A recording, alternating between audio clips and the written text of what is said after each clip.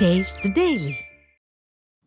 மதுரையில் நீட் தேர்வில் சாதித்த அரசு பள்ளி மாணவிகள் 7.5% உள் இடஒதுக்கீட்டை கொண்டு வந்த முன்னாள் முதலமைச்சர் எடப்பாடி கே பழனிசாமிக்கு நன்றி தெரிவித்தனர்.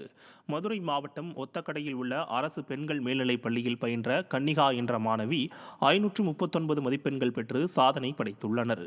மேலும் ஜெகஸ்ரீமா, பிரியங்கா, ஸ்ருதி, ராகவி ஆகியோரும் நீட் தேர்வில் அதிக மதிப்பெண்கள் பெற்று தேர்ச்சி பெற்றனர். இந்த நிலையில் அரசு பள்ளி மாணவர்களின் மருத்துவ கனவை நினைவாக்கும் விதமாக 7.5% உள் இடஒதுக்கீட்டை கொண்டு வந்த முன்னாள் முதலமைச்சரும் அதிமுக பொதுச் செயலாளருமான எடப்பாடி கே பழனிசாமிக்கு மாணவிகள் நன்றி தெரிவித்தனர்.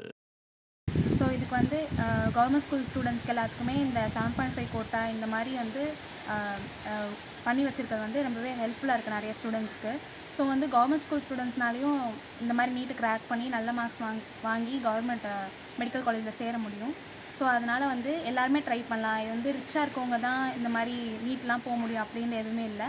மற்ற ஸ்டூடெண்ட்ஸ் எல்லாத்துக்குமே ஹெல்ப்ஃபுல்லாக இருக்குது இந்த மாதிரி நீட் கிராக் பண்ணுறதுக்கு. ஸோ இதை கொண்டு வந்த முன்னாள் சிஎம் எடப்பாடி அவர்களுக்கு நன்றி.